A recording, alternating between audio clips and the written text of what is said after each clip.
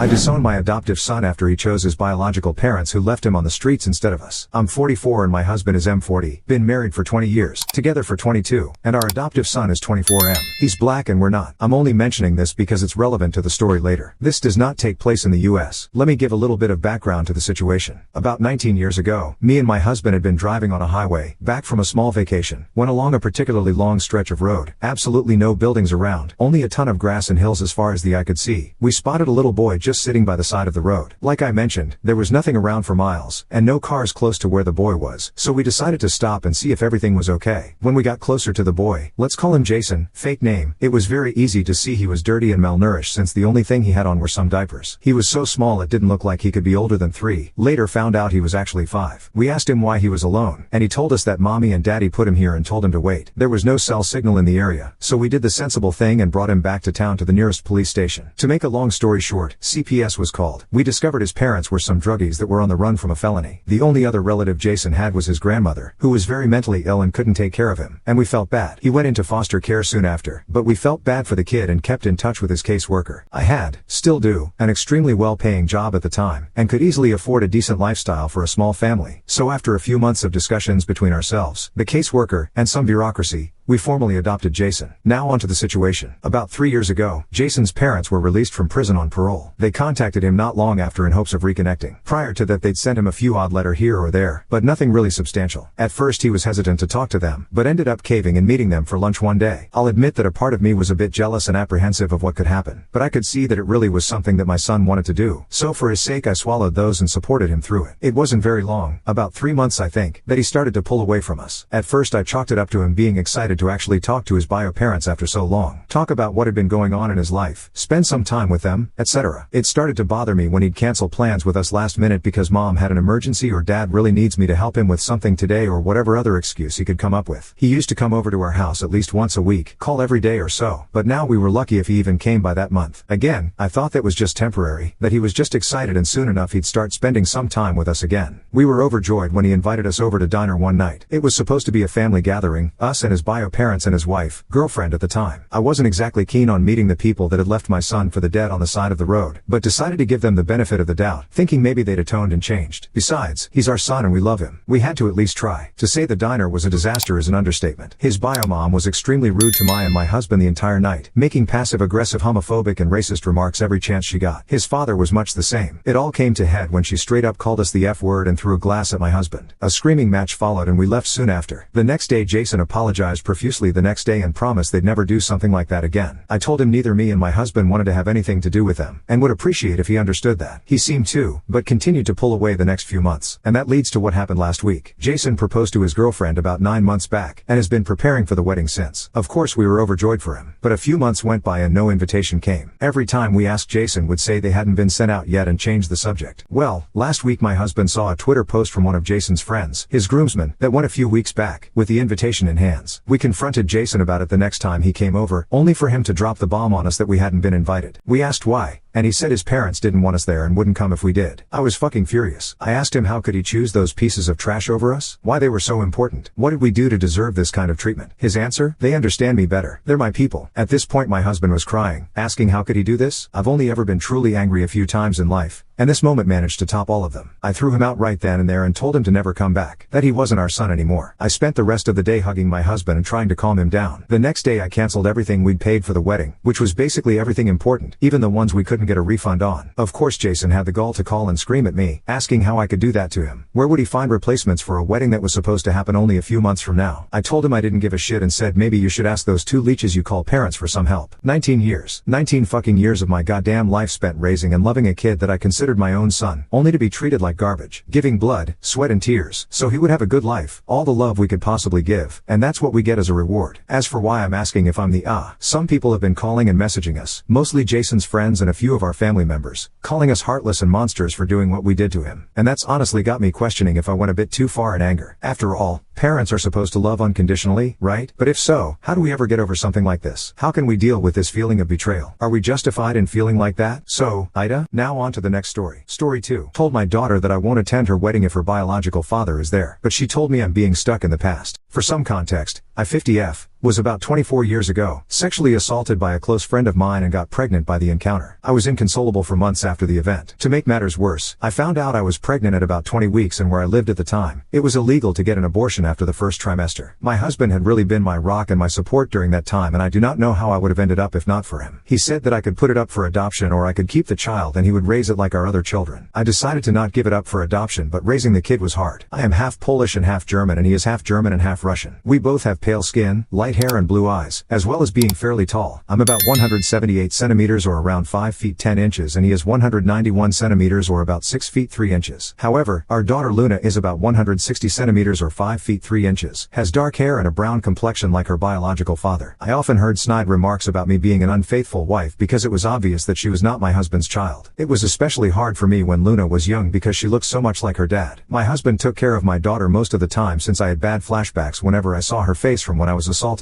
As she grew up, it died down a bit, but I would still get these horrible panic attacks when I saw her wearing boys' clothes and short hair. Since I was prone to having panic attacks, Luna ended up being closer to my husband than she was to me. Also, she often ended up getting a little more than her siblings from my husband as some sort of compensation because of me. We never told her that she was the product of sexual assault because I was too ashamed and my husband did not want her feeling different from her siblings. I often told her that me and her biological father got into an altercation and never spoke to one another ever again. About 2 years ago, she got one of those DNA test items and found out she had a relative in the system. Said relative got Luna in touch with her bio dad and they started talking despite my protests. He apparently wanted to speak to me about something he wanted to tell me, so Luna attempted to persuade me to speak with him. I made her aware that me and her father should never be in the same room together. Now, Luna is getting married to a lovely young man. Some of the COVID restrictions have been lifted so she is able to have a decent-sized wedding. The original plan was to have my husband walk her down the aisle, but he had gotten into a bad accident leaving him in a wheelchair until his legs are strong enough to support his weight again. However, this is not her idea of a picture-perfect wedding day, so she invited her biological father to have the honor of being the bride's father. Her wedding invitation not only invited my rapist, but she totally disrespected the man who raised her. Although I were a bridesmaid could have pushed him down the aisle, she thinks it would not fit the vibe of the wedding. My husband looked so shocked and upset that she would even think of this, but I was furious. I have a visceral hate for that man and I let her know that I would not be anywhere near him. She told me that this is what she wants and there's no changing her mind, so I told her I will not be attending if he's there. She got upset and told me that I shouldn't hang on to the past, but I laid it into her that she doesn't know what happened between me and her biological father, so she shouldn't stick her nose where it doesn't belong. Though I feel terrible about what I said and how I said it, and I can't be blamed for her being born or not knowing what happened since I never told her, I still feel as though my wishes should be respected if I say I don't want to be in the same room as someone. I'm now okay with her contacting her father, I just do not want anything to do with him. Also, it's rude to replace your father with another man who you've barely known for 2 years because of something he couldn't control. Before I get started on the update, I have a few things I want to address. A lot of people have questioned me on why I did not tell my daughter that she was a product of SA. The only answer is that I was ashamed of myself. For some context, before I got married to my husband, I actually was very close friends with my attacker. We grew up together in a small community and our families were close. Our parents even wanted us to get together. He was always interested in me, but I didn't give him a chance until university. I broke it off with him and started dating my husband, but I never cut him off because we were very close. He invited me over to drink. This was normal for us. And when I started getting a bit tipsy, he roped me. I was very traumatized by the situation and tried to get him jailed, but I couldn't. He had a very good reputation, so everyone believed him. Even my own mother. When he said I willingly came over and did it with him. I eventually stopped pursuing because of the social pressure, which only got worse when I found out I was pregnant. I eventually left that place with my husband and kids to live somewhere else. After I gave birth, my husband suggested therapy, but I was scared of being judged again, so I decided to bury it and try to forget about it. I just realized now that it was the worst way to go about this, but it's the only way I knew how to honestly. On to the update. After reading all the advice I'd gotten, I decided that I should stop running away and tell her everything. I called her to come over and she did. I first apologized for yelling at her for her suggestion because in her mind, it was an innocent suggestion. I told her that I wasn't angry at her, but how fast she was willing to replace her father because he was in a wheelchair, and that anger was compounded because she brought up her genetic father. I apologized again for acting childish and not like an adult. She asked me why I am so against her genetic father being in the same vicinity as I am, and I just told her everything from our initial friendship to her forced conception. She didn't believe me, like some Redditors predicted, but I can get a copy of the records of the court case and offered them to her if she needed a look. She looked stunned, like she wanted to believe me but couldn't. I apologized for keeping all this from her because I didn't know how to bring it up. She told me she didn't believe me and would confirm with her genetic father, so I told her to take the time she needed to process all this. Later that day, she came again, crying and apologizing for not believing me. I held her and cried and apologized too. It was kind of therapeutic. We had a long chat and I did feel closer to her. When we were done, she said she wanted to take me out to a surprise to help me feel better in a couple of days, which I happily agreed to. I went to see her yesterday in this little restaurant with a patio that had a private pay-for-use area for a maximum of 4 people, due to Ovid. As she ran up to me and gave me a hug, she led me to the patio, where her biological father stood. She told me he was here to apologize and start my healing journey. I just wanted to leave, but he grabbed my hand and all those memories I tried to repress just came back out. I started having a panic attack and lost balance, to which he tried to help me keep my balance, which worsened everything. I honestly don't remember how I left, but I ended up in my car just sobbing. I called my elder son to pick me up because I was not fit to drive at that moment. Today, my daughter called me upset that I ruined her surprise, but I was extremely upset with her. I asked her why she did that when she knows everything that happened between me and him, and she tried to use the excuse of my healing journey, but I wasn't having it. She admitted that she wanted me to get used to him because he's gonna be walking her down the aisle along with my husband and doing the daddy-daughter dance. I told her that while I loved her and respect her decision to be with him, I am not willing to be anywhere he is. She started complaining about how she wants all her family to be there, and I'm still not forgiving, but I hung up the phone. My husband is aware of everything and stands by me of not going to her wedding, but I don't want this. If my other children were to know, they would stand by me and tell the rest of their extended family, which is going to lead to my daughter getting disowned by the family. There is no need to give me advice on this because I will be seeking professional aid. Anyways, one good thing to come out of this is that I'm finally confident enough to seek therapy. Thank you for listening to my venting, and for commenting on my last post. Happy holidays. I hope you enjoy it with those who you love. Final update. Hi everyone. It has been a while since I last posted on this website. I have a few new updates for everyone that has been asking me. I apologize for not getting to everyone in my direct messages, but I really appreciate everyone sending me support through those tough times. I would like to share some good news before going on about what happened with my daughter. My husband is able to walk again, albeit with a cane, but it is progress. We have been going to physical therapy to help strengthen his legs after his accident. Smile. It's good to see him happy and walking again. I've also been to therapy and met this wonderful and sweet therapist. My therapist is so patient and kind. Since my husband and I started together a few weeks ago, she has been extremely helpful. Bless her soul and all those who recommended therapy. I would have missed out on such an experience, so my thanks go out to all of you. Like most of you advised, my therapist also advised me to tell my other children about what went on between my youngest. For reference, I have 3 other children, 30M, 27F, 27M. My eldest boy is the only one that had a slight idea of what happened, but the other 2 were left unaware. I was quite scared and anxious to tell them what happened, especially because my mother and other family members initially reacted negatively. I invited them over around 2 weeks ago for a family dinner and told them everything that happened with the conception of my youngest to what happened recently. They were all silent and stared at me, so I became a little nervous until my daughter started crying. It was so upsetting for her, and my 2 sons were pissed off at my youngest and her father. They asked why I didn't tell them earlier, and I told them I was just scared of how they could have reacted. My husband took them out of the dining room to talk while my eldest daughter just cried together. When my boys and husband came back, they apologized for leaving early and left. My eldest daughter wanted to spend the night with me, but early in the morning, she left with her brothers to do whatever. I didn't hear anything from them until last Wednesday. I was on Facebook when I saw my elder daughter's post calling out my younger daughter for not only ignoring the man who raised her but siding with her mothers are pissed and re-traumatizing her. My boys made similar posts as well, dragging her name through the mud. I had so many direct messages, but I didn't want anything to do with them, so I deleted the app off my phone. Since I don't like people knowing about my personal life, I asked my kids to take down the post. They said they did, but I haven't re-downloaded the app to find out. My youngest would-have-been husband came to my house with his mother to apologize. He told me he broke off the engagement because he couldn't be with someone who treated their parents like that. His mother let me know how disgusted she was with my daughter's actions, and someone like that would never be a part of her family. I was honestly stunned by all the support I have received. It's one thing to receive support online, but receiving support in real life was surreal for me. I am a bit disappointed because I wanted my daughter's former fiancé to join the family, as he is a lovely and sweet boy, but he has boundaries in a relationship that my daughter unfortunately crossed. As for my youngest, she is furious with me. She sent me a nasty voicemail saying that I ruined her life. Her friends and fiancé basically cut her off. Needless to say, I felt terribly sorry because I had attempted to avoid this situation at all costs. I went through what she is experiencing and I know exactly what it feels like. I told my therapist about this and she told me that the difference is that while I was the victim, my daughter brought it on herself. My therapist is probably right, but I can't stop this feeling of dread. I tried to call my daughter, but once I heard her father on the line, I hung up. He took it upon himself to let me know that my daughter is depressed because of my actions. I feel terrible for treating my daughter like this. My husband says that I should focus on myself, and I'm trying to, but I just can't stop worrying. I don't think that my daughter is safe when she's with her biological father. This is all that's going on in my life right now, for all those asking. Thanks for listening to me and thanks for the advice again. I really appreciate everything.